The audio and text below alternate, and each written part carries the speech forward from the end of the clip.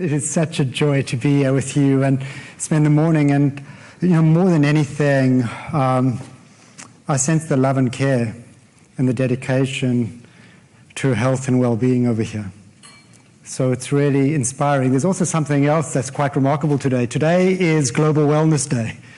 And so here we are. So well done on choosing a great day to actually do this workshop. Over the next couple of hours or so or less, we'll be talking about transforming burnout into resiliency. And the idea of here is, if I can come by the end of this session, if I can inspire you with some skills and tools to enhance the joy of your practice, hopefully this will be truly meaningful to you. And rather than a presentation, I hope this is more of a conversation as we go along. So I want to just start up by asking a question, and that is, how many of you are either currently feeling or know what it's like, and just by a show of hands, what it's like to feel exhausted, emotionally exhausted? Okay, look around the room. Okay. All right. How about somewhat disconnected at times? Okay. And who of you have felt at times a reduced sense of significance in what you're doing? Okay. Okay. I'm seeing a lot of people waving their hands quite a bit. Okay. Do you recognize what these three components speak to? Okay, so these are the three components of burnout. This is Maslach's burnout inventory, the gold standard way we measure it, and that is the triad of emotional exhaustion, depersonalization, and a reduced sense of personal accomplishment.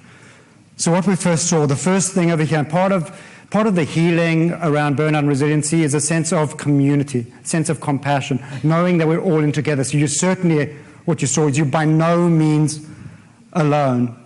So the roadmap for what I want to share is we'll start up by looking at some of the data. I'm going to try to be brief up front around the data, but I do want to show you some of that.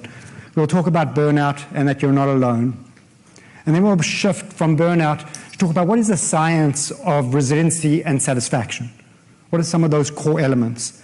And then from there, we'll start actually moving into a solutions frame, looking at how do we tackle this challenge of burnout, starting out first and fundamentally understanding how do we, with practical neuroscience, looking at a different way that we learned in medical training, how do we really fundamentally understand how our brain works so we can better work our brain? And I'm also very mindful that we have both healthcare providers and spouses over here, and I promise you I'm not going to get academic about this. I want this to be really practical because it applies to however you lead and heal in the world, whether it is as a healer, leader, an organization, coach, or parent.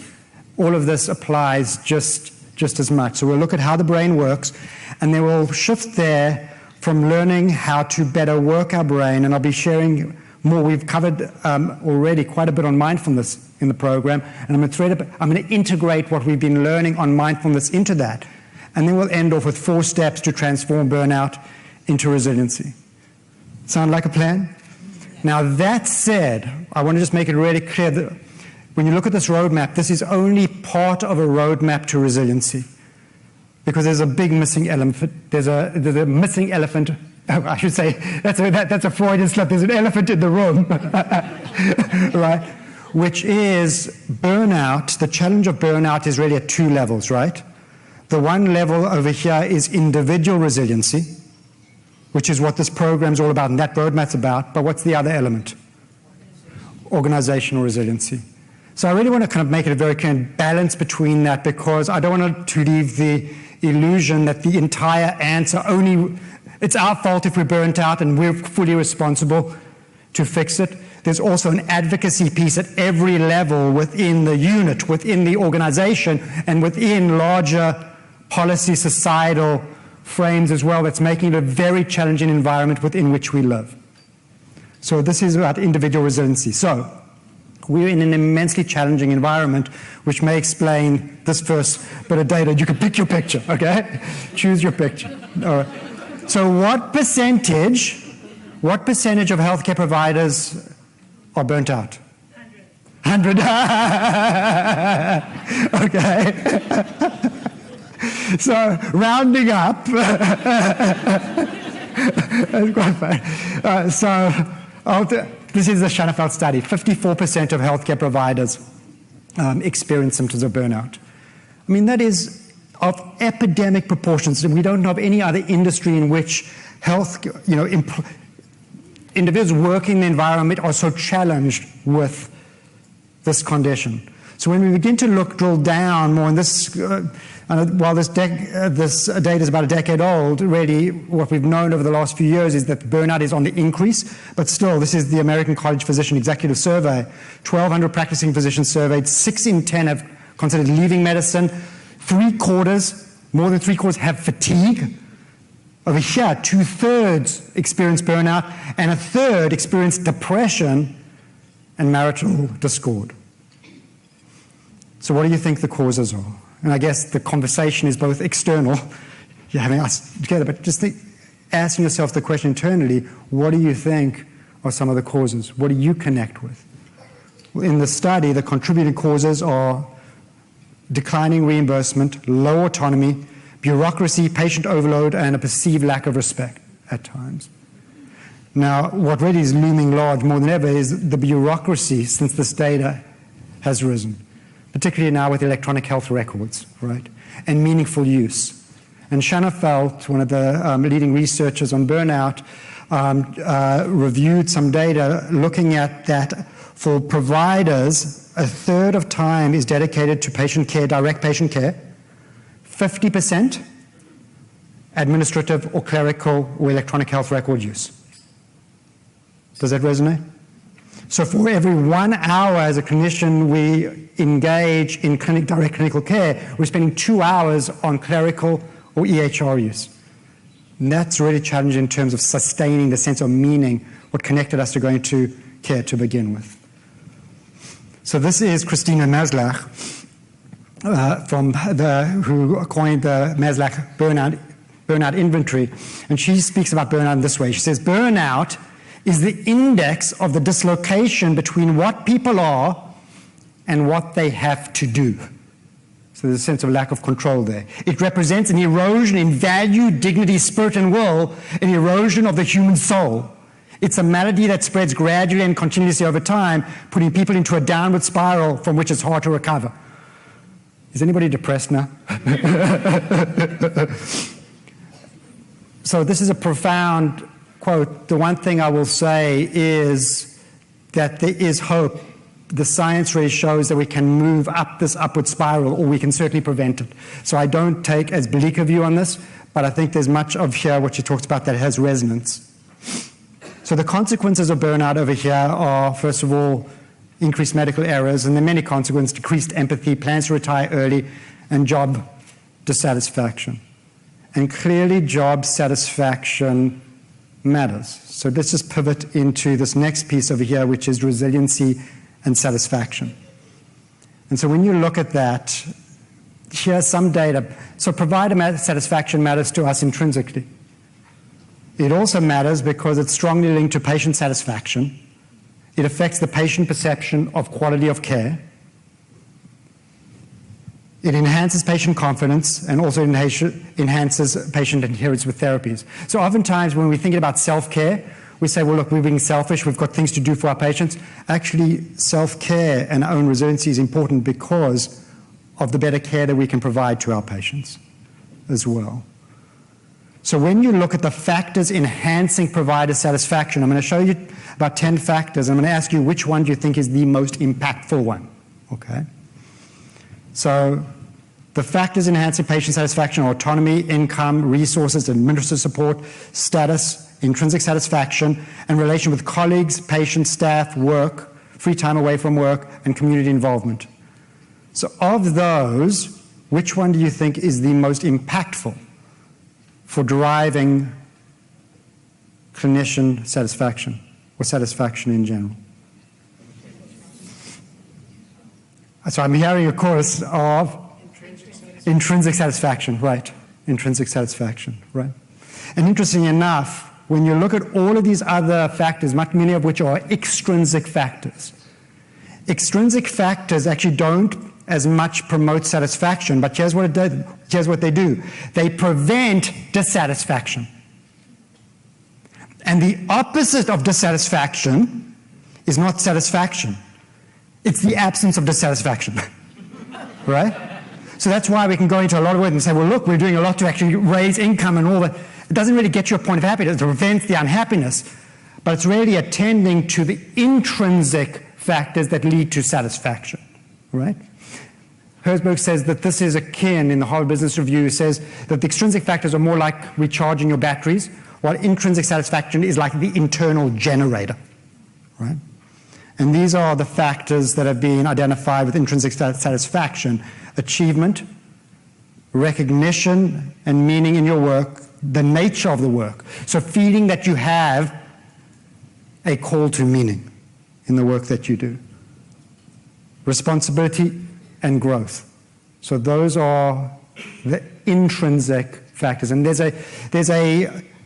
have the Maslach burnout inventory that has those 3 domains we mentioned.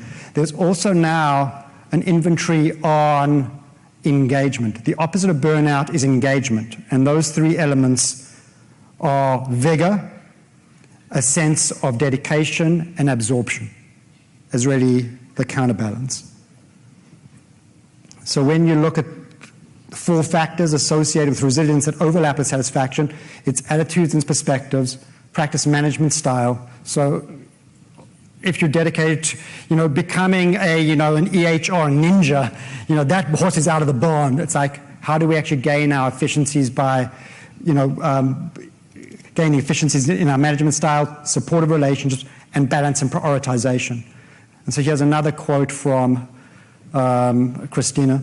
She says, if all of the knowledge and advice about how to beat burnout could be summed up in one word, that word would be balance. Balance between giving and getting, in other words, giving and receiving, and we'll come back to that later on. Balance between stress and calm, and we'll talk later about different kinds of stress, your relationship with stress, we'll get into that. And balance between work and home. And how do we pivot? How do we more seamlessly pivot between work and home? And what does integration look like there? Okay. So here's the question.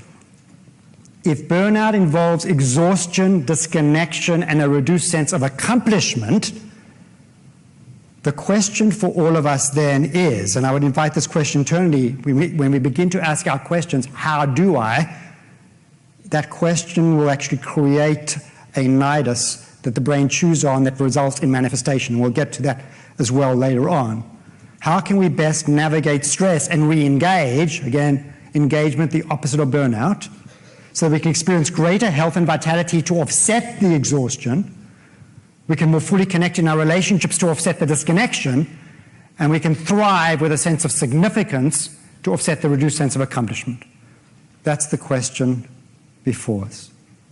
And so with that question at hand, I want to start pivoting and looking at how do we begin to get a foothold, first with a sense of awareness and understanding, a foundational understanding, and then look for practical solutions that you can use on Monday to begin to reverse the tide and move up the spiral. Sound good so far? Okay. So this part I love on knowing how your brain works. Now, there are so many ways you can talk about the brain. I'm going to be talking about it in about 10, giving you an overview in about 10 minutes, right? So it's like know how your brain works in 10 minutes, right? So we've learned in our healthcare training, we've learned neuroanatomy, neuropathology, but we really haven't learned practical neuroscience very much. So there are a number of ways of organizing the brain. How many of you heard of the triune brain? Anybody? Wow, that is so cool. Okay. All right, so the triune brain was an organizational framework of the brain put forth by Paul MacLean, who was the head of the National Institutes of Mental Health in the 1950s, 1960s. It's an evolutionary model of the brain. Now, that said, some consider this model now passé, and people will debate around it. But as an organizational framework that you could use to explain to your children, to your patients, yourself, it's a very simple concept that I think has a lot of explanatory power. And the triune brain means that we don't only have one brain in organizational fact, and even if you use the hand model of the brain, it can be very helpful, use the hand model. So triune means 3. We don't only have one brain, we have 3 brains in one. And in the evolutionary model, the brain develops from the bottom up and the back forward. And so when all these 3 parts of the brain work in concert, we have a sense of wholeness. And when they work at odds with each other, we have a sense of internal fragmentation. So it's the feeling like, you know, I want that cookie, but I know it's not good for me, right? You feel the tension. So base of the brain over here, Paul MacLean referred to as the reptilian brain. Brainstem is also wound in the basal ganglia. So the key functions in the brainstem are vital life centers, control of heart rate, respiration, breathing. It's also fight and flight behaviors, basal ganglia, routine habits, but it also weaves in our reward circuitry. Really primal part of our brain. Now, unlike reptiles that lay the eggs and skedaddle, as mammals we do something different. We suckle our young, right? So now you get into this next part of the brain, which is called the paleomammalian brain, which is also the collection of structures, the limbic system. The limbic system is responsible for our primal drives, our pursuit of food, water, sex, pair bonding. It's also, and this is overly simplified, some people consider it the seat of the emotions, and there's this structure folding over here. The thumb represents the hippocampus, where we lay down autobiographical memory. Here's where you remember what you did with your patients. And then at the tip over here is a structure, the amygdala, that lays down emotional memory. Here's where you remember if you liked your patients or not, right? And this part of the brain over here is woven in, integrated into our reward circuitry as well. And this is what we do all day long with our patients or your friends or your colleagues or even your kids at home. This part of the brain, and it's all subconscious. We're doing this all day long. We're going like this. Am I safe or not safe? Am I safe or not safe? Is this person or event a reward or a threat to my time? And the moment you match for unsafe, you're going to trigger your fight and flight defenses even before you know you have, and you'll recoil. And in fact, through Hebbian learning, Donald Hebb speaks about neurons that fire together, wire together. And so oftentimes the way we lay down emotional memory is when you get rejected or you have a negative experience with somebody, usually you don't remember that in isolation. It reminds you of something else where you actually had a negative experience with somebody. And so we lay all that memory down in a circuit board, so when you actually match for unsafe, you may not only be responding to that person in front of you, you may be responding to your mother as well, right? And that's why some of these responses can be so powerful. Now, if we didn't have this other part of the brain that weaves over the top, the third part of the triune brain is the neocortex, would be highly impulsive animals moving towards things, moving towards pleasure, away from pain, very impulsively, much like our teenagers, right? Right? And the prefrontal cortex doesn't fully mature until the age of 25, which says, oh, that explains a lot, right? So this part, I won't go through the entire neocortex, but the prefrontal cortex has a number of very, very important characteristics that are especially critical for resiliency. So the first thing is, what you notice is that the prefrontal cortex folds over what? Over the amygdala, right? So you have direct connections from the prefrontal cortex to the amygdala. So if we know how to activate our prefrontal cortex in very specific ways, we can shut down our stress response within seconds. The science shows that, and we'll talk about some techniques around that. This is also the seat of our social awareness, empathy, compassion, morality. These are essentially tracks that incorporate highways of fibers that come up from your gut intelligence, heart intelligence, that then go up through the insula, radiate forward into the prefrontal cortex. In addition, this part of the brain is also responsible for your executive function. Judgment, planning, abstraction, decision-making. It's also the part of the brain that's not only responsible for the decisions we make, but it's involved in willpower, our ability to follow through on the decisions we're making. And then finally, it's got a very important attribute, which really wraps into mindfulness. It's not only about decision-making, willpower, it's your ability to observe. It's got the characteristic of metacognition. It's your ability to step back and notice the thoughts, sensations, emotions that are passing through your field of awareness. So you can step back and say, oh, there goes a damn crazy thought. Perhaps I won't act on that one, right? So we can pause before we act. We can pause before we plan. Now here's where it gets really, really cool. When you think about the brain as an engineering system, think about the brain as an engineering system that has to solve a fundamental problem. And the fundamental problem it has to solve is, here we are as relatively feeble animals on the African savanna that evolved in highly hostile time with very threatening animals. How do we as a species, without claws, fangs, without being that impressive, how did we come to survive, not only survive, but thrive as a species? How will we solve that at a brain level as an engineering challenge to take hold of? So we need at least 3 main attributes that we've already had to master so we could thrive. So what are those 3 that we absolutely need, fundamentally? Cognition. I heard cognition, and I thought I heard somebody shout a fight. So the first thing we have to be hair trigger for safety. We have to be hair trigger for safety. Then, what else do we have to do to really thrive? Is good or bad? Huh? Decide, have that emotional response to what's going on. So making an emotional response. So this is again to the higher cognitive level to be able to decide. But what do we do over here? We're gathered together, right? The next level is social cooperation. We cooperate as a species, right? And then coming together as a species, we make decisions where we can creatively innovate. So those are the 3 areas that we actually have to do. And the way the brain solves this as an engineering system is the brain is primed for safety first. And you have information flows that come in from the base through the brainstem, up, hits the thalamus, and we kick out at any levels if we feel unsafe. We'll kick out into fight and flight even before it goes to higher levels.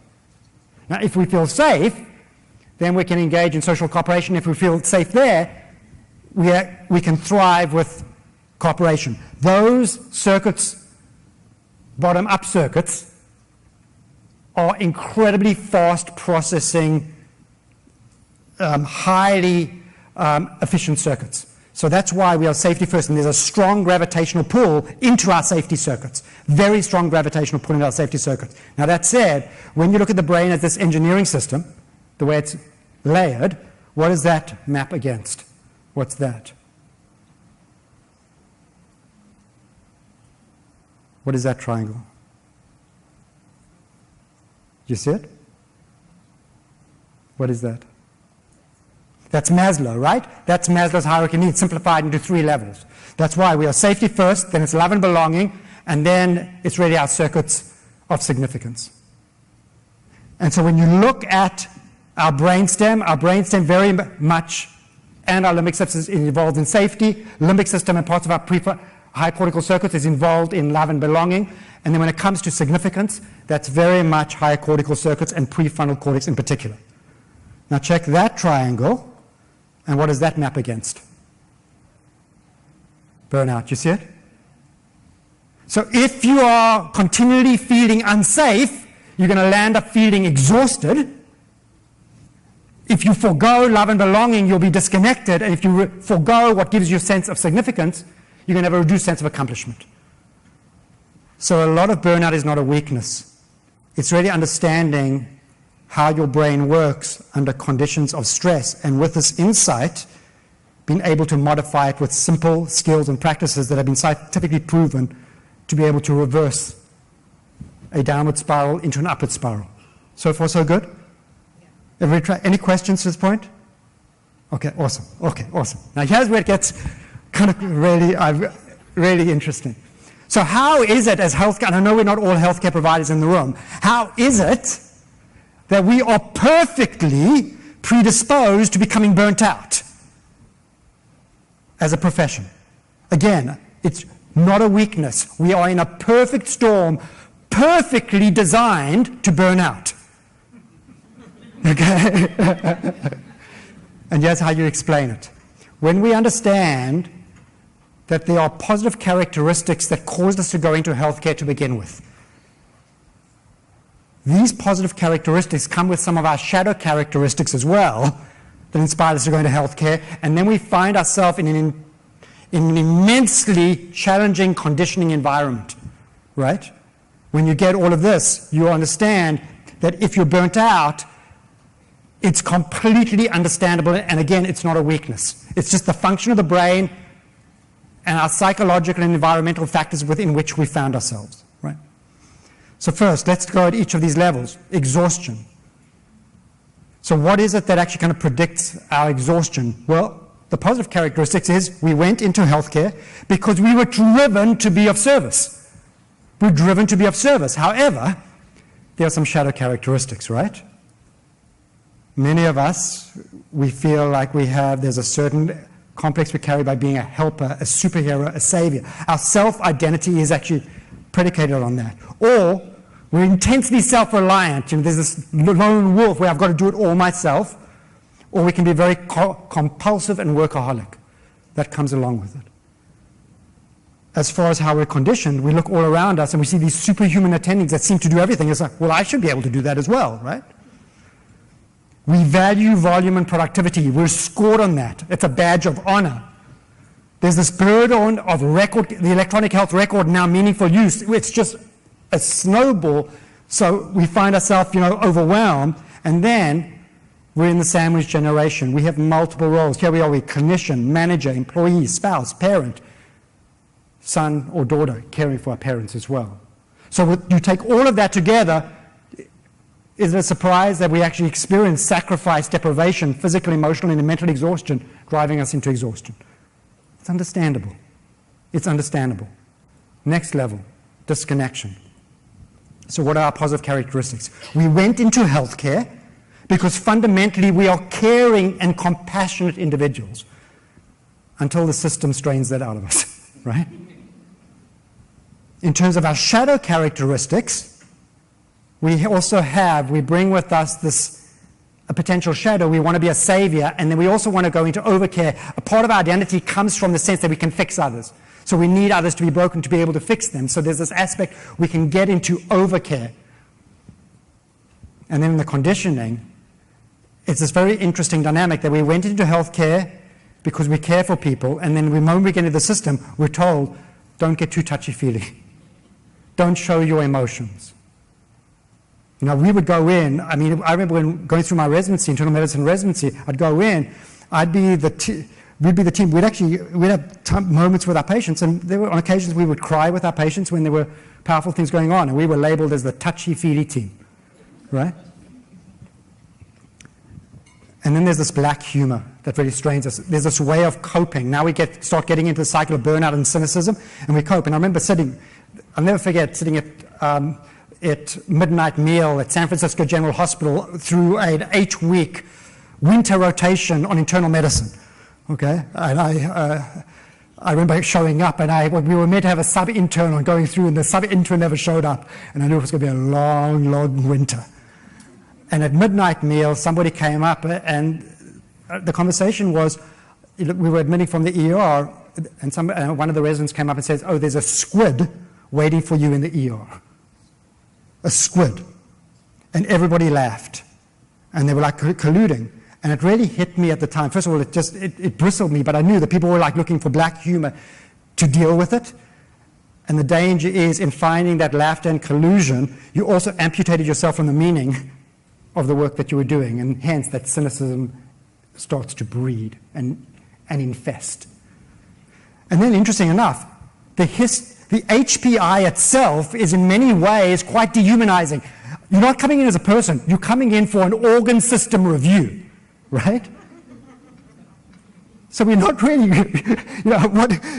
just in terms of connecting with the humanity of people, the system itself, dehumanizes the human experience.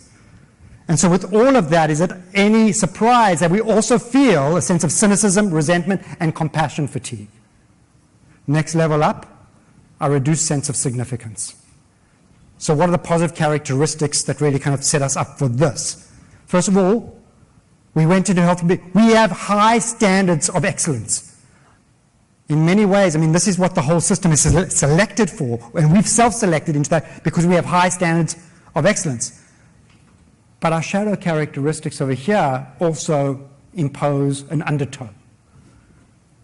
At times we can feel like we expect ourselves to be invincible. We don't make mistakes, right? We don't allow for that. There's curative omnipotence, perfectionism, the drive, type A drive. And then we can be highly judgmental. I mean, the nature of medicine, we're continually solving problems. So we're bred to be very, very judgmental, right? But we also lead to also being self-critical and, interesting, safety-seeking as well. And then in our conditioning environment, here we are, attendings going through training are seen as gods to aspire to. And then there's harassment. Anybody know just the percentage of medical students that say they've been harassed? Yeah, it's actually incredible. It's, well, that's 42% on harassment, but belittlement, humiliation, 84%. So it's epidemic. Judged by others, judged by self, judging others, and then we have information overload. So I've also, in the past, I've done a lot of talks on evidence-based medicine. I said, how many articles are published in the medical literature each year? What would be your guess? 20,000. So here we go. There are 8,000 articles published in literature each day. Each day. There are more than 2 million articles published in the medical literature each year. Now, probably 4 million. So you could spend all your life reading articles to try to stay up, and you'll still be falling behind by months. In fact, the curves in terms of how much information I have versus how much information there is, those curves are just diverging. So we are becoming stupid over time. So we're overwhelmed. Now that said, we also have information mastery and ways of getting now to the data at the bedside more efficiently. But with all of that, when you look at our exhaustion, our disconnection, oftentimes it can leave us feeling effective, fallible, and unfulfilled, and hence that reduced sense of accomplishment. Does that make sense? That connects? So none of this stuff is a weakness. It's a function of the human brain, our positive characteristics, our shadow characteristics, and our conditioning. So let's start connecting some more dots around this. Is this interesting so far? Wonderful. Okay, awesome.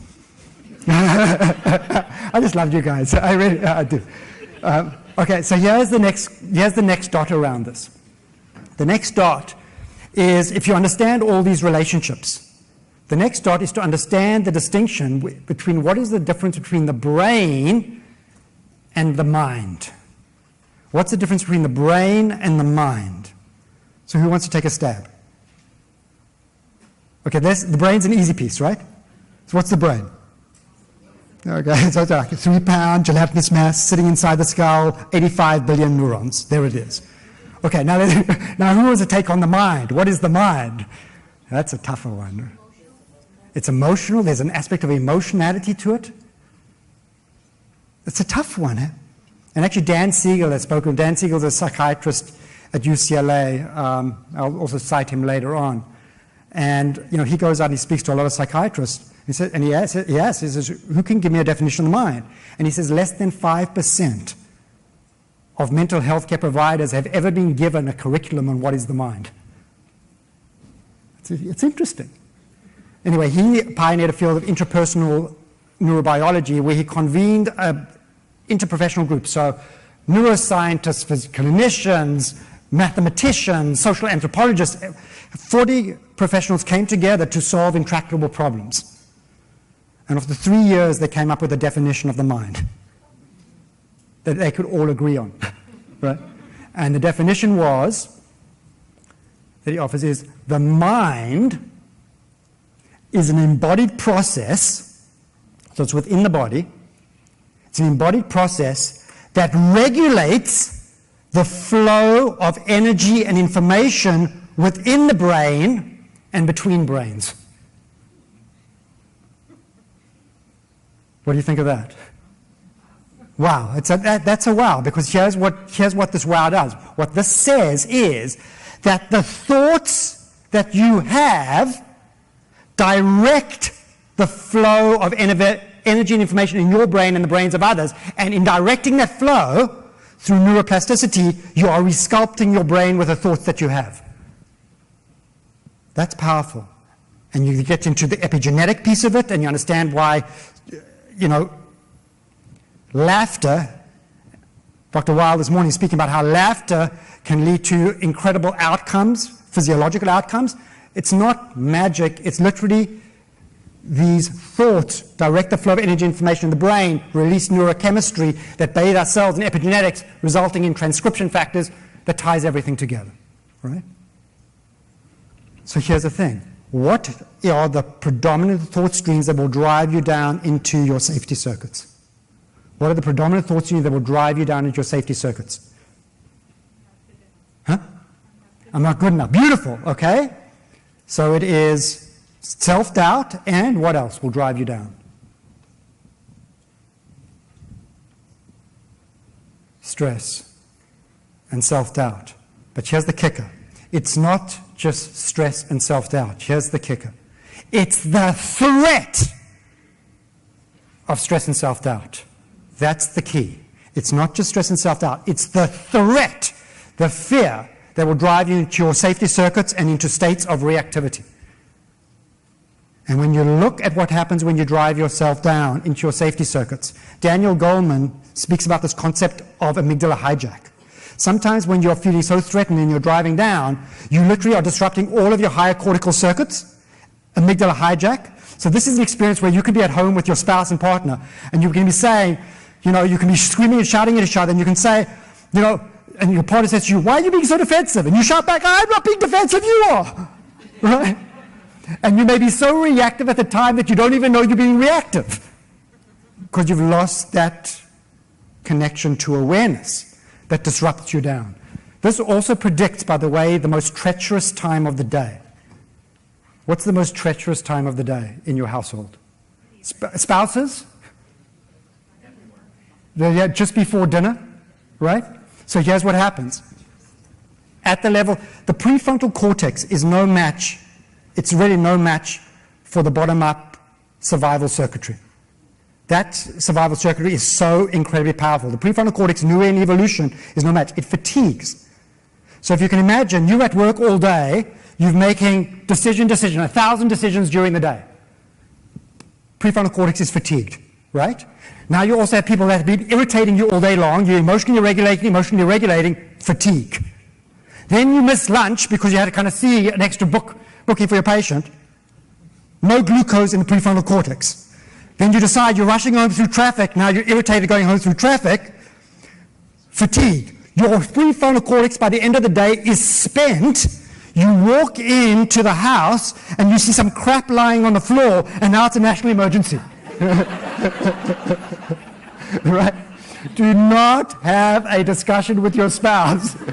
That's why thinking about boundary rituals. Before you go home, what are you going to do to replenish in some way? Even if you go out for a walk or some exercise, a boundary ritual where you can come back and you can actually rejuvenate, replenish before you walk in at home can be really immensely helpful in sustaining. So that drives you down into states of reactivity. And when you look at this explaining burnout, if you are chronically driving yourself down with a threat of stress and self-doubt on a chronic basis, you're going to go down into your safety circuits and you're going to be left feeling exhausted from that continual struggle. As you drive yourself down, you will forgo love and belonging, and hence you'll become disconnected. And as you're driving yourself down, this is why on an acute basis, on a chronic basis, we just don't think as well, and we are spent, and we are literally forgo the things that give us meaning in our lives. We land up with a reduced sense of accomplishment. That explains burnout. That flow explains burnout. Does that make sense? But there's hope, because there's another stream, and the stream that pulls you up. So what do you think that stream that actually puts you in that upward loop, what's that the stream of? Encouragement, I like it. Encouragement, what else? Engagement, I love that. Awesome, awesome. Okay? It's the flow of inspiration. It's your ability to tap into what inspires you the most that puts you into states of creativity. And here we sit between this, oscillating between these states of reactivity and creativity all day long. Now here's what's cool. There are some stress responses that actually serve as inspirational fuel for creativity. Stress is not a monolithic experience. It's a multidimensional experience in which we have multiple different types of stress responses. Some of which, the threat response, by the way, is, well, let's talk about that right now. How about that? So here's the threat response. Threat response is designed for acute short-term stresses, and without this, we would never have passed our genetic material on. This is why we have to be hair trigger for safety. But on a chronic basis, responding to what's not really a life-threatening stress, but in the same way that we would design to do on the African savanna, but doing this week, months in, it will eat you alive, your blood vessels vasoconstrict, will release cortisol, all kinds of health conditions. That leads us into the fight and flight response. But there are at least 2 other stress responses that reverse this flow on a chronic basis. And here is the data on this. This really begins to shift the paradigm. So we've learned a lot about stress being dangerous. In fact, we've gone out and we've told patients just how dangerous their stress is. So this is the data that I would show, actually, before I got into this other piece, just recently, over the last couple of years, I went out and I would show this data. This is the data by Russ over here. It's one of the examples of just how dangerous stress is. It's a study published in the British Medical Journal. 70,000 patients followed over 8 years, a very well done cohort study. And what they showed is that if you have mild subclinical stress, you have a 20% increased risk of death. If you have moderate stress, you have a 43% increased risk of death. And if you have a highly symptomatic or severe stress, you have a 94% increased risk of dying from cardiac events, cancer, accidents, and injuries. Now, who is stressed about being stressed? Right? And that's what we would tell people just how bad stress is, and we just freak everybody out and people be stressed about being stressed. So there's a new paradigm. And the new paradigm that's really started to reverse this are a whole host of studies, one of which is by Abiola Keller. She mined the National Health Information Survey data. And she asked the question, does the perception that stress affects health matter? And the answer was absolutely yes. That perception is a major player over here. And in this study, which was 30,000 individuals followed over 9 years, what she found was that if you had a lot of stress, you had a 43% increased risk of death, kind of like the Russ study. But there was a question that was asked in that study, and the question that was asked was, do you perceive your stress to be harmful? And all those that answered yes, that was the 43% increased risk of death. If you answered no, you had a 17% reduction in death compared to individuals who had little stress, who thought their stress was harmful. Now, that wasn't statistically significant, but it was really intriguing. And she went back to do the calculation, and she looked at, over this 9-year study, there would have been, if this was a causal event, and again, cohort studies are correlational, they're not causal, but if this was a causal event, the excess deaths attributable to the perception that your stress was dangerous would have been 182,000 deaths over the 9 year of the study, 20,000 deaths a year, which would put the perception of stress being dangerous at the 13th leading cause of death in 2006 after hypertensive renal disease and before Parkinson's. So it's the perception of stress that matters, the perception of stress that matters. So there's another response over here. How many of you have heard of the challenge response? Not many, okay. So the challenge response is, well, first of all, do you think this person has got a sympathetic climb, doing this ice climbing? Do you think that person's amped up? I think that person's stressed, right? I hope they are. They're sympathetically mediated because they're coming off the mountain otherwise. Or this is the feeling like when I got up over here to speak on stage today, I was nervous. I was nervous. I was stressed. But I was more like, okay, I'm energized. It's the feeling over here. I'm energized. The stress is energy. I'm energized. Let's go. Let's go and let's bring it. It's a feeling you've got energy and I want to bring it. And interesting enough, when you engage in the challenge response, and I'll show you what actually tips you into challenge, your body has an entirely different physiology. Yes, you step on the sympathetics, but you have a much quicker upshoot, and your parasympathetics have a much quicker offshoot. You have a profile where you not only release cortisol, but you also release DHEA, and here's the kicker. You don't vasoconstrict, you vasodilate, which is very interesting because we think of the fight and flight response as an optimized state, but no, because you vasoconstrict, you can't optimize your cardiac output. You're pushing against afterload. But because you actually have, if anything, interesting enough in the challenge response, you have a much quicker surge in your sympathetic response. You're releasing, actually, on a shorter amplitude, you're actually releasing more epinephrine or epinephrine. You actually land up with a vasodilation that enables you to optimize your cardiac output, better perfusing your brain, so it's a higher performance state that doesn't actually cause cardiovascular disease, which is intriguing. And they found that this correlates with a whole host of performance outcomes, and they can measure this in the laboratory as well.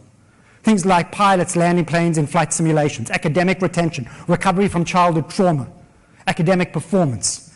Surgeons performing surgery, laparoscopic surgery on these models, better surgical outcomes.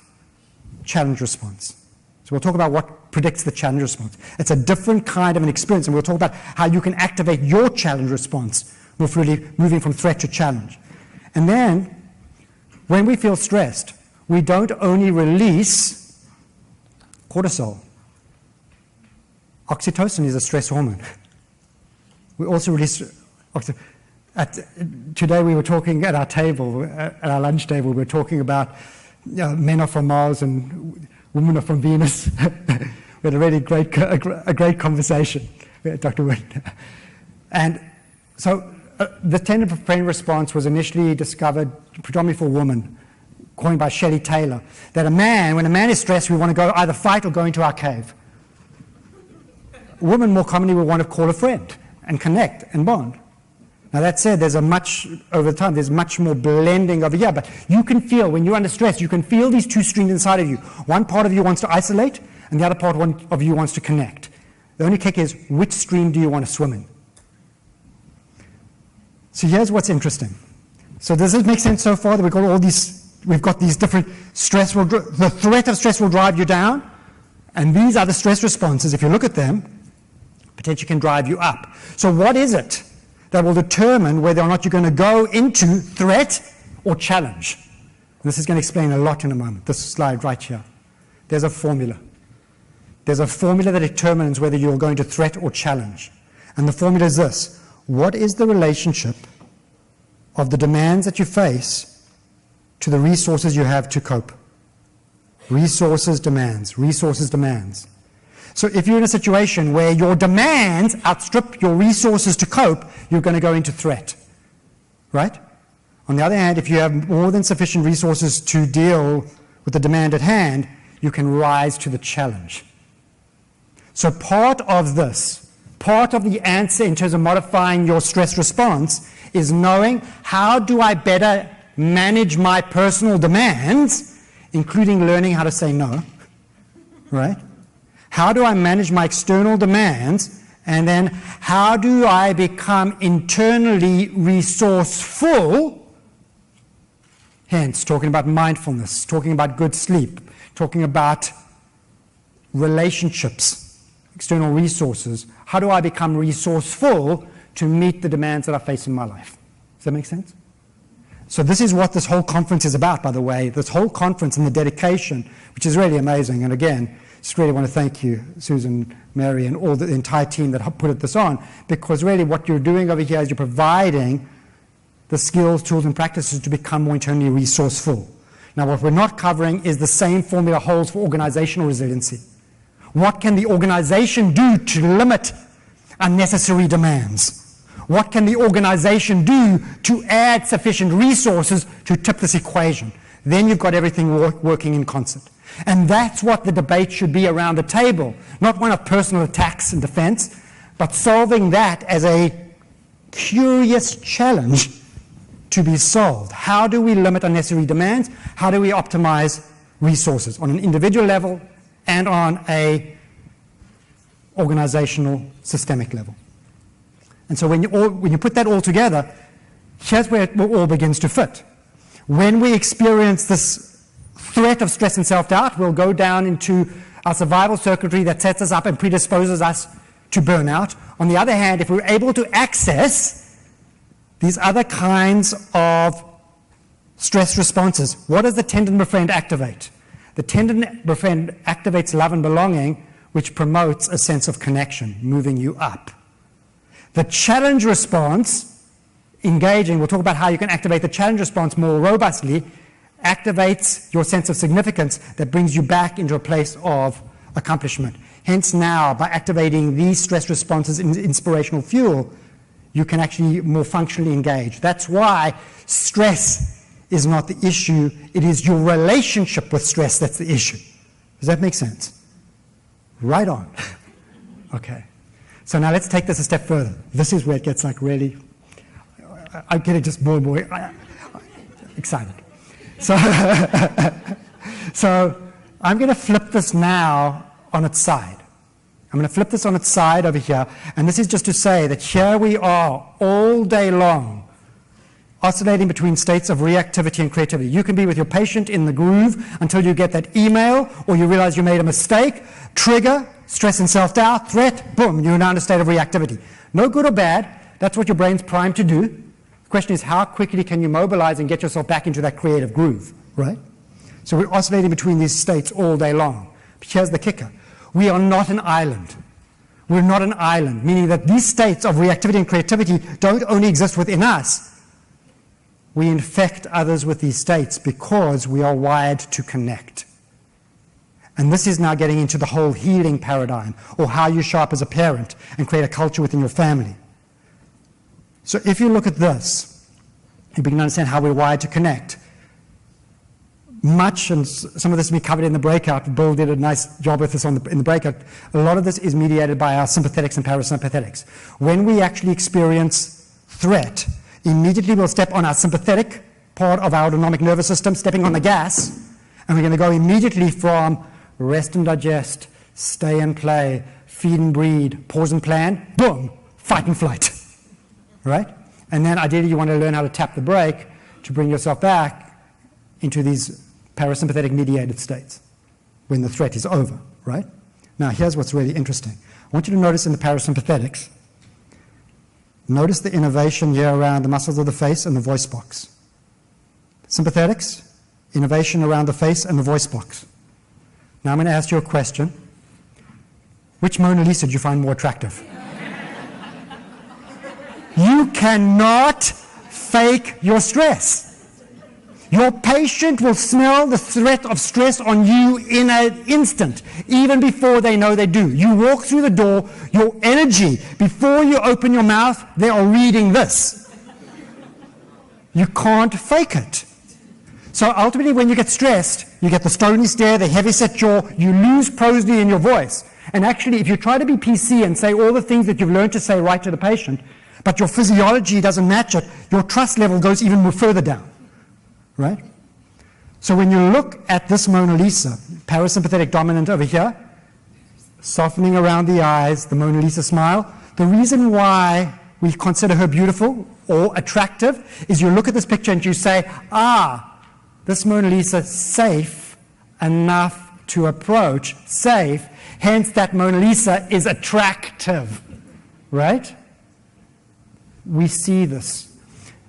And because we're wired to connect, this cascades into reciprocal physiology. You'll see what I mean about that in a moment. So as a clinician, which clinician do you think has a greater healing potential walking through the door, right? How often do we walk in the door like this? It's like, I am 4 patients behind, right? I am just not happy, okay? Let me back out of the room just as I'm getting going. It's a whole different healing environment. And so ultimately we're wired to connect.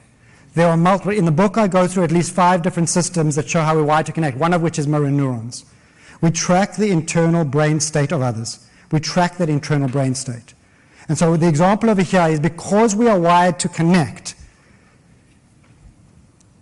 when you're experiencing activation in fight and flight physiology, what do you think you're doing with your patients? How do you think or for the spouses in the room, when your spouse is lying in the bed and they're stressed out as all can be, how well are you sleeping that night? Right? It's contagious. We're activating our own physiology. And then what happens is you have your fight and flight response, you're more edgy, that serves as a trigger for your spouse or your patient or anybody you interact with. They then go into their fight and flight response that now trigger you, and you're going around and around in the cycle of reactivity all day long, right? And we say we have difficult patients. We say we have difficult patients until we realize that maybe some of the difficulty is us as we're walking in the room, right? Because we're activating their defenses oftentimes. And the sad thing is that if you look at the data, 75 to 90% of all visits to primary care physicians are for stress-related conditions. So a patient comes to us with their stress-related condition, and they step into the room, and what do they soon realize? They soon realize, oh, I'm only the second most stressed out person in the room because my clinician is more stressed out than I am. And there's no healing taking place, right? That's where the system is broken, and then we come out and we're burnt out. Our patients are more difficult, they don't feel, they're so frustrated, and we have a challenge. We have an immense challenge. So how do we resolve this challenge? How do we fundamentally resolve the challenge? And it's a big challenge.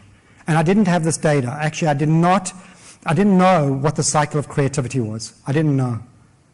I couldn't find it in the science. So I learned it from my mom. My mother taught it to me.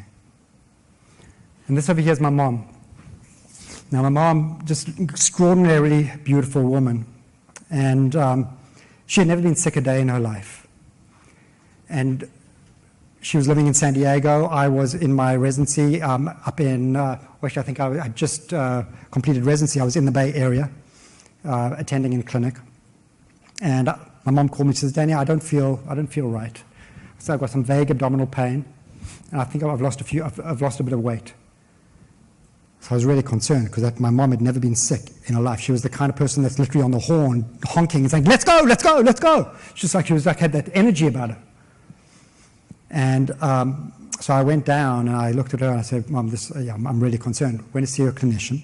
And her clinician was unimpressed. He went off to the Olympics and he saw a gastroenterologist. I was very concerned. And the gastroenterologist said to me, I think your mom has gastritis and some psychological issues. And I was like, there's no way. There's no way. So I took over her workup. And I ordered the CAT scan. And I'll never forget when the radiologist called me. Radiologist called me. I'm sitting over here. I was living in Berkeley at the time. He says, I'm so sorry to have to tell you, but your mom has pancreatic cancer and it's spread to her liver. And I shrieked. I shrieked because I knew my mom was going to be dead in 4 months.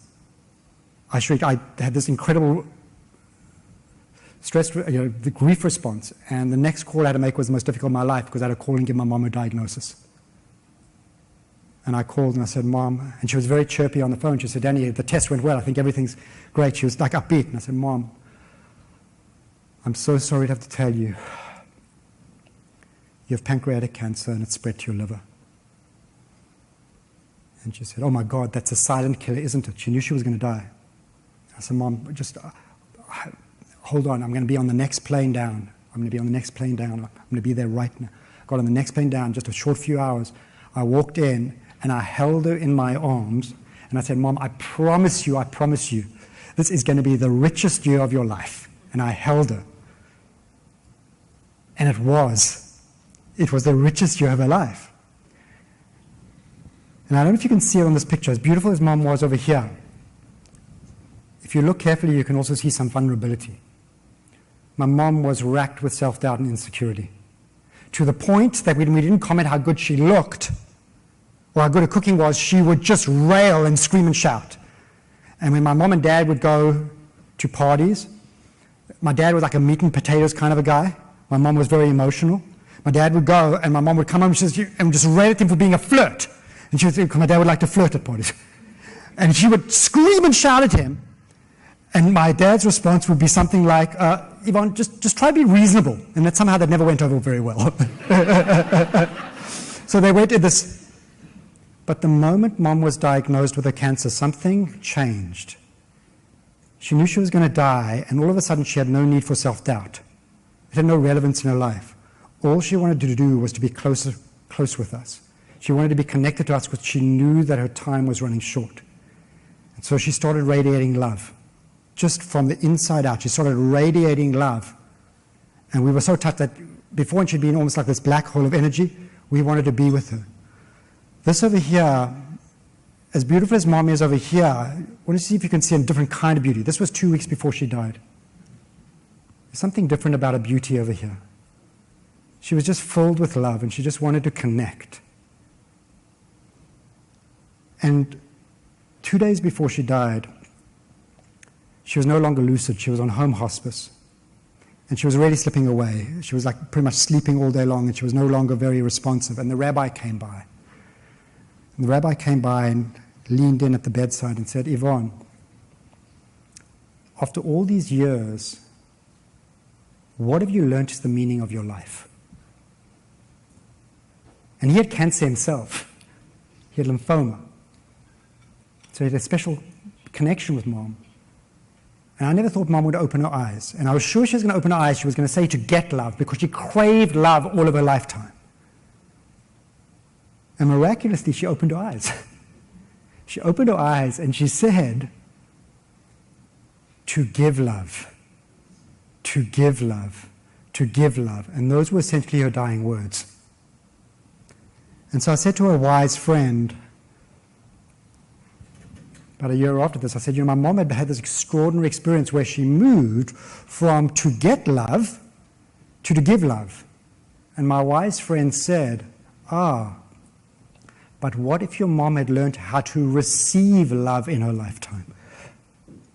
How would that have changed things? And then it hit me that the cycle of creativity in relationships is at its elemental, foundational sense, is simply a cycle of learning how to receive and give love with another. That's at its core. It's how do we receive others with empathy and understanding, and how do we give with authenticity and care? How do we receive and give others with love? That is the healing. That is the healing experience. There was another story that happened on her cancer journey. The first doctor that I took Mom to see came in. Mom had just had her diagnosis. She was very nervous. She sat down. He wasn't there to wait her. Came in. He was like scuttling through his paperwork. As we sat down at the desk, picked up his eyes, and this was the tone of his voice, and this was his presence. He looked up, he says, so tell me, you want chemo, you don't want chemo, what do you want?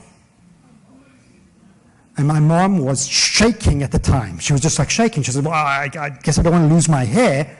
I don't think I want chemo. I said, fine. Got up, I said, Mom, I promise you will never see this doctor again. We're done. I had a battle with her plan for another couple of weeks to get her clinician changed over to Dr. Laurie Frakes, who was an integrative oncology center in Encinitas in San Diego. Different experience. Laurie Frakes, Mom came in. Dr. Frakes was in the transition area waiting to greet my mom. Waiting to greet her. Mom walks into the area, and I'll never forget, she says, I really want to welcome you to my practice, and I hope you're okay. But around here, we're a hugging kind of people. Would it be okay if I actually welcomed you with a hug? Hugged. I watched my mom's physiology just completely melt. And just the tone of that interaction, that receiving and giving love with compassion in that session. Mom came out and she was beaming afterwards. And she said to me, she said, Danny, and she used this word, she said, Danny, that woman is a pill, P-I-L-L. That woman is a pill. What my mom reminded me, didn't matter what the medical consultation was, we are the therapy ourselves. We are the therapy in the way we show up in that mini moment, that 15 minutes that you may not be able to expand. We have control how we show up in the presence of that 15 minutes. We'll talk about the presence of that 15 minutes counts for everything. She didn't give Mom any more time than the first doctor, but she gave her infinitely greater presence that was the healing experience. This is one of the conditions that I sometimes do this as a 12-week program or various versions of the longitudinal program, which is an immersion in this work. And this was one of the conditions that I just love. Here's a pediatrician from San Diego. Off the program, he wrote me this email. It says, I've noticed at the end of the day, I'm seeing parents who are much more tolerant of me being late. Also, they're more happy with the advice I give. Patients seem more likely to follow the advice given. It came to me suddenly during a session that it's not the patients that are changing, but me. I'm coming off less stressful, and that's being reflected back to me by my patients and family. Thank you for your help. That's the healing. When we change, when we show up with a different kind of presence, something different happens. And we see this in the data as well. We see that in the data. The data on empathy shows that you reduce anxiety and stress, it increases satisfaction, adherence, enablement, and outcomes. It almost feels banal to show data right now, but we are the medicine. And so when you look at this dynamic equilibrium between reactivity and creativity that we experience and how this cascades now into the environment, when you take that, you can think about this through the lens of leadership. So if you're a leader in your environment, by the way, you're a leader already as a provider, or if you're a parent, you're a leader. What does it do to the culture around you when you have these cycles of reactivity and cycles of creativity? We know from the data, and this is data by Schonefeld at Mayo Clinic, large data set, that when you, and this is he looked at the physician's leadership score on a scale of 60 and looked at how does that relate to provider burnout and satisfaction. And on that score, just a 1-point change in leadership effectiveness resulted in a 3.3% decrease in the likelihood of burnout and a 9% increase in provider satisfaction. Just that small change. So ultimately, when you look at this, leaders or low performance leaders, and there's all qualities that go into that, or versus high performance leaders, will drive cultures of disengagement or engagement. And that results, there's great data on how that results in cost and benefit if you look at the data on engagement through Gallup. Great data on that. So the question now becomes, how do we shift? How do we begin to make the shift? How do we begin to make the shift? And so this brings us back to Maslow. How do we, first of all, do this at an individual level? And how do we do this at an organizational level? How do we find at an individual level, how do you create a greater sense of internal safety within yourself? How do you have more mastery about really understanding how you can actually begin to transform threat into challenge, threat into tender befriend? How can we marshal our internal resources, find that internal sense of comfort, confidence, security at the base? How do we engage further in love and belonging? How do we really more fully focus on what gives our life meaning and re-establish our connection to our calling that we went into healthcare to begin with, right? And then at an organizational level, how do we create a culture of safety, a culture of community, a culture in which everybody's able to self-actualize and provide the true healing intent in the environment? How do we answer that at the systematic level? So the foundation of all of this is knowing how to better work your brain. And I know we've touched on this a little bit early on around mindfulness. First of all, let me just get a sense of how we're doing for time over here, Mary. 30 minutes, okay. Excellent, we have an abundance of time. Okay. Well, it's actually 30 minutes to Q&A, right? 25. Okay, 25 to Q&A. Okay. All right, so I'll just go through some. So mindfulness is the core of this, and that's why I think it's so profound that you've already woven it into many of the breakouts over here. John Kabat-Zinn had been mentioned already, UMass Medical Center. There's a fair amount of data. This is probably the best study out there by Madav Goyal in JAMA showing benefits on anxiety, depression, pain, reducing stress and distress, increasing quality of life. Studies showing mindfulness on the benefit of reversing clinician burnout. You have a number of studies on that. There are a number of studies showing neuroplastic brain change. Studies over here by Holzel showing reduction in gray matter density in the amygdala that corresponds with an improvement in your perception of stress. Richie Davidson and John Kabat-Zinn studies showing 8 weeks of mindfulness therapy results in right to left prefrontal cortical activation corresponding to positive effect, also showing coincident improvements in immune function as well. And then you have some of the studies that Richard Davidson did was with Buddhist monks looking at brains that are literally off the charts in terms of how they are rewired. And here you have Mathieu Ricard, who's been dubbed the happiest man alive. All right.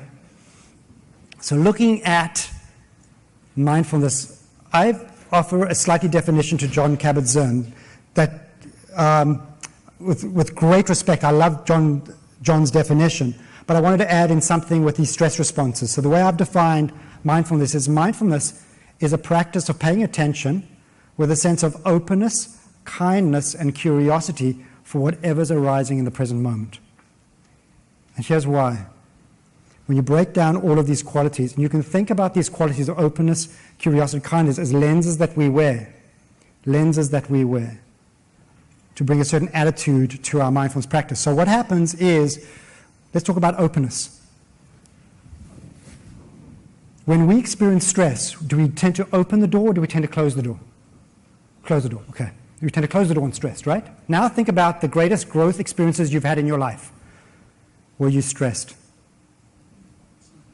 Yeah, sometimes. So usually a lot of growth comes from our most stressful times. So what we do is when we close the door on stress, oftentimes we close the door on meaning. So the invitation over here is to open the door. When you then lean in with kindness, kindness is not only the tend-and-befriend response. Oxytocin, it's also the molecule of trust, but it's also the chemical of courage. It leans you in. You feel braver when you actually feel oxytocin. And that activates your love and belonging needs, right? And this is the most powerful, I believe, of them all, curiosity. When you are stressed out, next time you're stressed out, see if you can bring insatiable curiosity to you're stressed out. So you're freaking out, just be, that's really interesting. I wonder why I'm freaking out. I wonder what's really important to me. Just get really curious, like where am I feeling in my body? Just get really, and see if you can be insatiably curious and freaked out at the same time. Something shifts. So curiosity activates your sense of significance. Now the interesting thing is kindness is a quality of heart, curiosity a quality of mind. This is a Japanese kanji for mindfulness. This peaked roof over here, that's the present moment of now.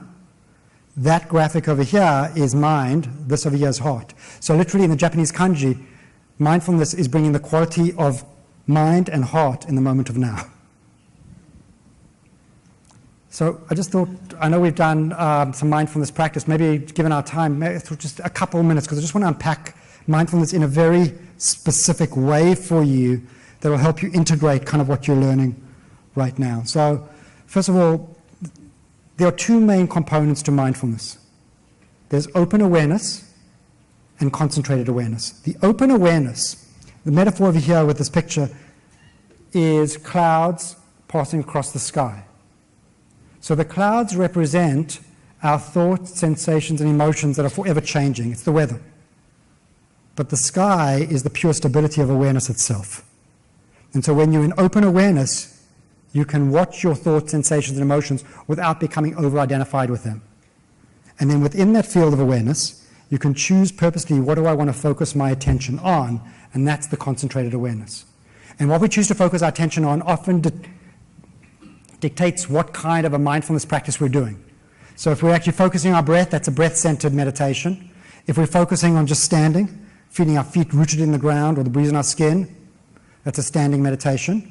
If we're bringing our attention to walking, just walking our soles on the ground rather than not knowing how the heck we got there, that's a walking meditation. And if we bring our attention to our body, it's yoga.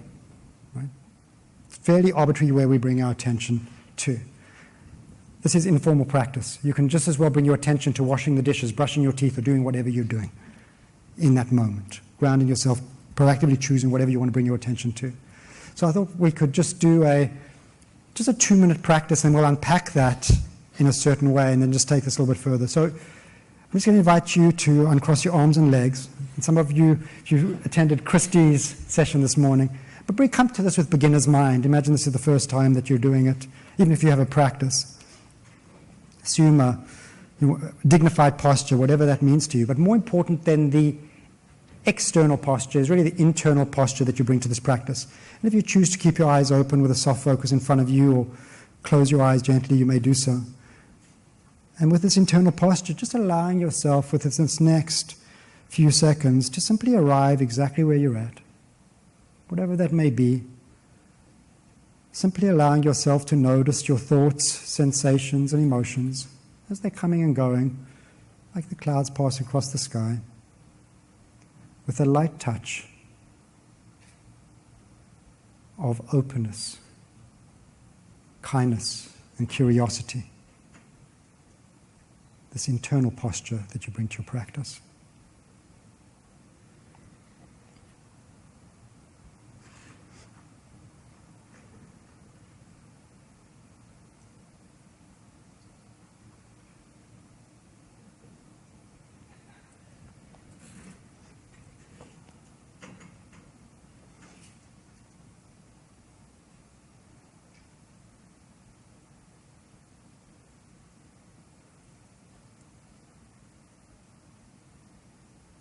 Okay. Now I'm just going to invite you to just pivot your attention to your breath. Wherever you notice your breath, most noticeably, might be the air moving in and out of the rim of your nostrils, the rise and fall of your belly, or the rise and fall of your chest. And simply allow yourself to rest and follow your breath without any need to change the amplitude or frequency of your breathing at all.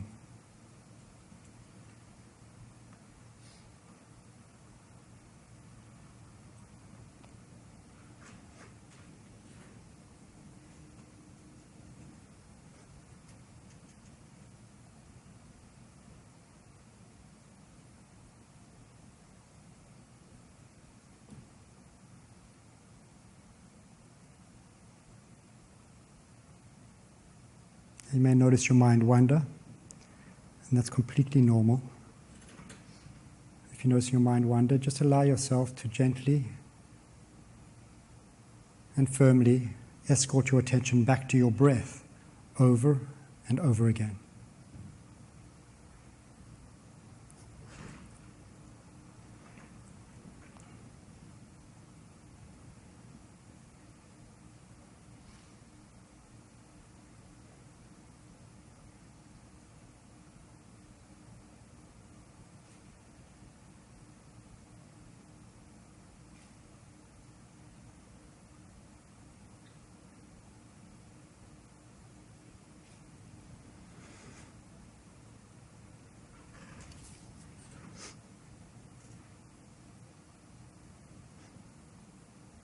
All right, I'm just going to invite you now to feel your feet on the ground and the seat of the chair. If your eyes were closed, allow them to gently open. And as you open your eyes, has anything really changed? It's still as much a mindful moment as it was just a moment ago, right? Anybody want to just share what they noticed about that experience, just for a brief moment?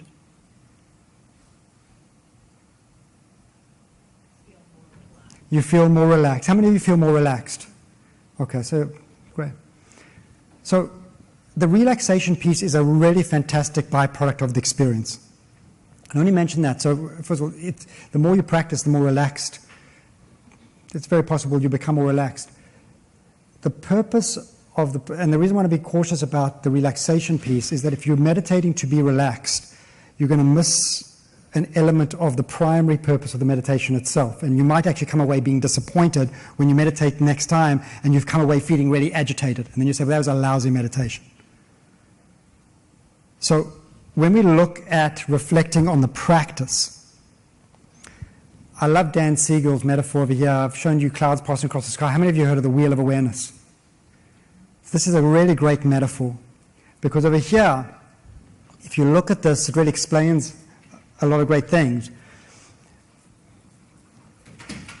On this wheel of awareness, the thoughts, feelings, and sensations we have, which is akin to the clouds passing across the sky, that represents the rim of the wheel. And we tend to put our core identity on the rim. The hub represents the stable core of awareness, that capacity that we have to observe to begin with. And as we rotate our core identity into the hub, things change. And here's what I mean by that change. If we live on the rim, we begin to say things like, I am sad, I am angry, I am worthless, and we're all those things until we're able to shift. But as we rotate our core identity into the observing self, to the hub of awareness, we begin to say things like, oh, I notice that I'm having angry feelings. And I notice it's getting things done. I think I'll continue being angry for a little while longer. Right? That's the difference between proactive anger and reactive anger. Or I'm noticing the sadness behind the anger. And so all of a sudden you have now, Bill, you had mentioned in your talk, Viktor Frankl says between stimulus and response there's a gap, and in that gap is our power to choose. At the hub, we're in the gap. You're in your prefrontal cortex, you have the capacity to make a choice and to pivot. That's the power. Now, the second piece of this is the spokes. The spokes represent what you're focusing your attention on. And the point over here, come at your breath over and over again. Who of you have felt like your breath wandered 1,000 times? Right? Who felt like they got an F in meditation? It's like, damn, I just feel like 1,000 times. That's actually a great meditation. So if you're meditating when you're agitated, it's actually a powerful meditation. Because if you can pivot your attention back, if your breath wandered 1,000 times, what was it that brought your attention back to your breath over and over and over again? And in bringing your attention back over and over again, particularly when in a challenging environment, you're strengthening the muscle to shift attention on anything you choose. You're strengthening that muscle. That's what you're doing. You're not exercising. My friend John calls this innercising. You're strengthening your ability to focus your attention on whatever you choose. And when you come down to it, mindfulness is simply the power to notice and choose. Notice and choose. That's the power of mindfulness, your power to notice and choose. You can choose on these thoughts that torment you or these thoughts that inspire you, these people that deplete you or these people that nourish you. This work focus that literally sucks the living daylight out of me, or this that really kind of feeds my soul and nourishes my calling. Where you choose to focus your attention moment by moment and how you do and how you show up for your patients changes and transforms the quality of your life moment by moment. No extra time, but it transforms everything in a moment. In a moment. And so when you look at this wheel sits between reactivity and creativity. And reactivity is not good. I mean, reactivity is not bad, creativity good. In fact, there are many healthy aspects of reactivity itself. It's simply, and we're not asking ourselves, what I love about the wheel is the wheel represents the wholeness of who we are. And the root of the word health is wholeness. The root of the word patience comes from Latin patiens, which means to suffer. So patients suffer from fragmentation of mind, body, and spirit, and our role as healer, same root word, is to bring patients and ourselves back to a place of essential wholeness health. That's the healing environment. And in mindfulness, this is the wholeness of who we are, reactivity and creativity. At the hub, you can simply notice and pivot, and what you choose to give your attention to grows. So in this last 5-10 minutes, I just want to give you a taste of these 4 steps in terms of how you can actually transform burnout into resiliency, understanding this foundation of mindfulness to be able to pivot, because mindfulness, you can become aware of what's going on. But if you want to be informed in your mindfulness, it's what do I do now with that awareness? What steps do I take? So I'm going to give you these four steps. And in the book, I speak about the 4-in-4 framework to transform burnout into resiliency. And so when you look at this oscillation over here between reactivity and creativity, simply the entire 4 steps are just represented here in the model. First step deals with the reactivity element. We cannot effectively navigate our reactivity, because it's subconscious, unless we can recognize it first. So step 1 is learning how to recognize and then manage your reactivity. So it's learning how to recognize your reactive sensations, thoughts, feelings, and behaviors, noticing it first, and then being able, understanding that sometimes reactivity is productive and adaptive, especially if it's there to save your life, all good. So we have to ask a question. If we ask ourselves, in this moment, is my reactivity likely to do me and others more harm than good? And if it's likely to do you and others more harm than good, here are 4 simple steps to take the edge off the reactivity. Step 1, pause. Pause. Because reactivity runs on fast-acting fibers. If you pause, you allow your prefrontal cortex and your high cortical circuits to catch up for emotional regulation. Just pause, freeze it. Then you learned from Dr. Weil this morning, about the power of taking some breaths to activate your parasympathetics. You can take 3 soft belly breaths, or use the pranayama yoga that Dr. Weil shared this morning. Just take the edge, activate those parasympathetics. Lieberman at UCLA did a study with individuals who were looking at fearful faces and found that if you name your experiences, it activates the prefrontal cortex and deactivates the amygdala within seconds. So just by naming your experiences, saying, yeah, there's anger, there's irritation. Now, this is not saying, I'm angry. Damn, I'm angry about being angry. Or like I'm anxious. Now, I'm freaked out about being anxious. Mindfully, there's anger, friend. There's irritation. Just naming it can tame it. Then, considering your best response. And sometimes your best response, knowing that you're kindling, maybe to just take care of your physiological needs. take a graceful exit. If you really are amping up with somebody, say, look, I need to step away for a few moments. Step away. If you're hungry, take a little bit of food, a little bit of water, rest, come back and then deal with the situation.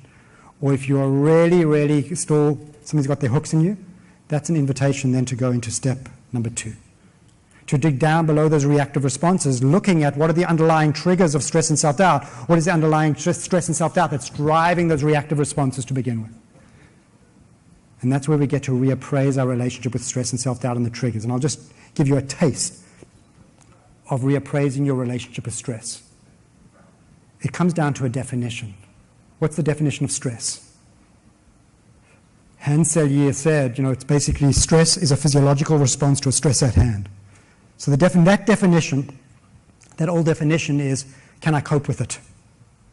Can I cope with it? So every time you get stressed out, and your definition, can I cope with it, how empowered do you feel about being in stress? It's like, hell, I can't cope. And not only can't I cope, but the thing is damn dangerous, right? Now I'm going to resent somebody for triggering my stress, right?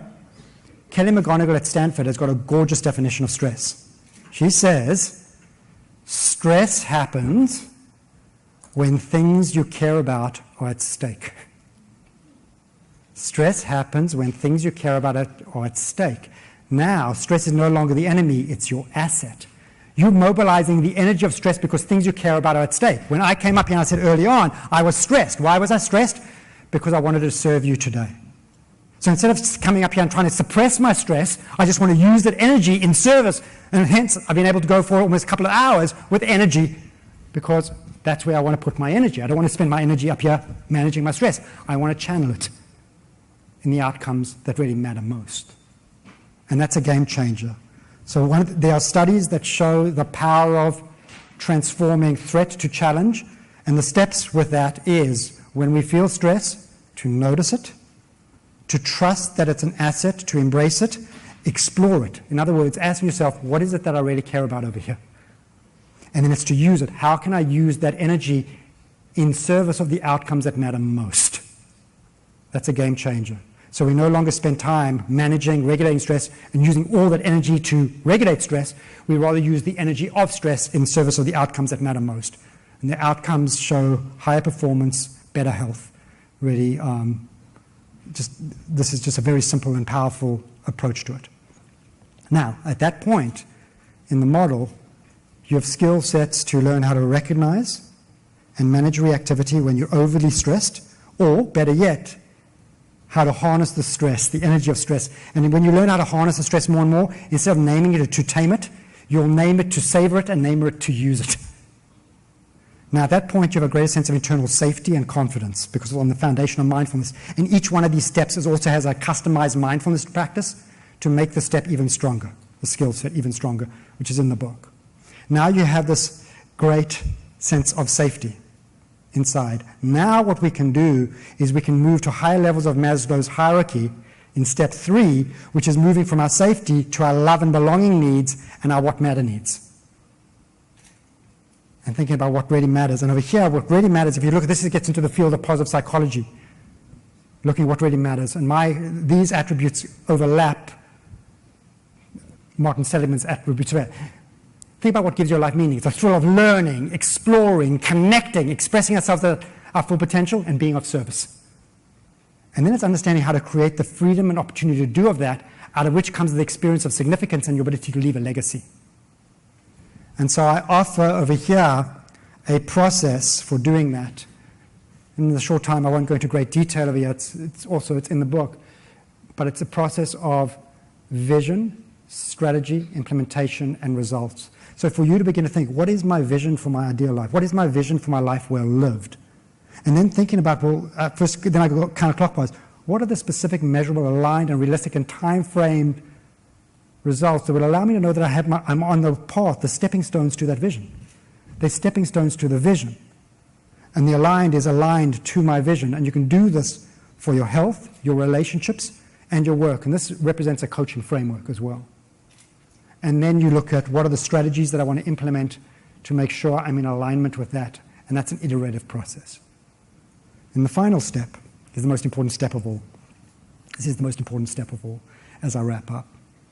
And this is a step of catalyzing growth. How do we catalyze growth throughout this? So we can know how to, the simplicity of the model is it's knowing how to navigate and change your relationship with stress and leveraging the energy of stress to focus on what matters most in your life. This last part catalyzes all of that. And it's learning fundamentally what drives our behavior. Fundamentally what drives our behavior is the chatty voice that goes in our mind all day long. And when we're under stress, this is what goes by all day long in our mind. What if, and all the catastrophes that could happen, if only, and the regrets of our past, what's wrong with me and what's wrong with other people, right? Chats away. If we can become proactively engaged in changing that internal dialogue, we can begin to shift that flow of energy and information within our brain. And I didn't know how to do that for a while until I realized that I'd spent 10 years training clinicians on a practice of evidence-based medicine that begins with framing the right questions to begin with. Knowing then how to go out and find the best available scientific information to answer those questions, knowing how to evaluate that information, and knowing how to apply it to the care of our patients. This process is an incredibly powerful process to changing your entire internal dialogue. Incredibly powerful process. If you're over here, instead of when you're under stress, instead of what's wrong with me, what's wrong with other people, if we can catch ourselves mindfully and choose to actually seed a more inspired question, your brain will chew on that. So instead of saying, what's wrong with me, saying, okay, difficult moment. In this moment, what's I'm here to learn? How can I better connect with myself, mind, body, and spirit? How can I better connect with this person in front of me? How can I best express myself? What's my best service? Your brain will chew on that. The find piece is your ability to create internal stillness through the breathing techniques, the mindfulness, to create stillness, stilling your limbic system, opening up your higher cortical circuit so the answers to those inspired questions can more readily find you. The evaluate piece is how do you trust your knowing? Oftentimes we want relief. Does it feel good? Asking yourself, does this feel right? Does it feel right more than it feels good? And trust the good will come. And the apply piece is the courage to take action in the stream of the inspiration. And then it loops back around to asking the next question, which is what I'm doing working? And if not, I ask more questions. But if I am, I give gratitude for the source of inspiration, whatever that may be for you, that's illuminating this inner wisdom that you have to align with the deeper values and the meaning of your life. And in summary, if I were to actually boil everything down to one takeaway, really inspire you to actually leave here with this concept of what does it mean to ask better questions in your life, in that internal dialogue. That locks this whole model in. And then this entire model is the tree of the good questions. In step one, if you just think about questions, step one, we asked, in this moment, what are my reactive sensations, thoughts, feelings, behaviors? In this moment, is this doing me and others more harm than good? In step two, we asked questions. I'm stressed, but what is it that I really care about over here, and what can I do to align myself to what I really care about more fully? Step three, we asked, okay, difficult moment. What is it I'm here to learn? How can I better connect? How can I best express myself? What is my highest service? Changes everything. And then, in that cycle of receiving and giving love, the most powerful question we can ask ourselves with our patients, our family, our loved ones, our friends, is how can I better receive and give love with this person? So what does this look like in clinic? Let me just give you a practical takeaway, a Monday morning takeaway. We are so used to washing our hands between patients. We wash our hands between each patient, right? What if we did a mind wash? A mind wash where you're washing your hands, you're getting into a mindful thing, you feel the water, you're breathing, you feel the water going over your hands, and you reset between patients. And the way you reset, either washing your hands or another trigger, an intention trigger, these are intention triggers, as you touch the door handle, you take 1, 2, or 3 breaths, and you see the question for yourself, because this patient has waited weeks to see you.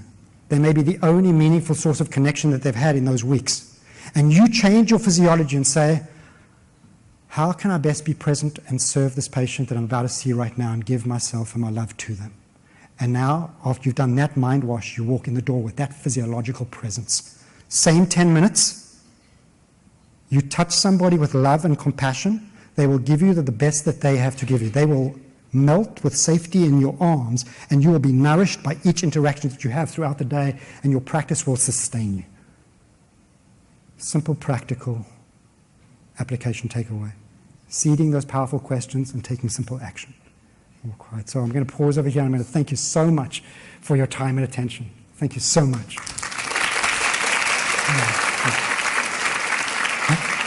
2 questions? Awesome. Okay, awesome.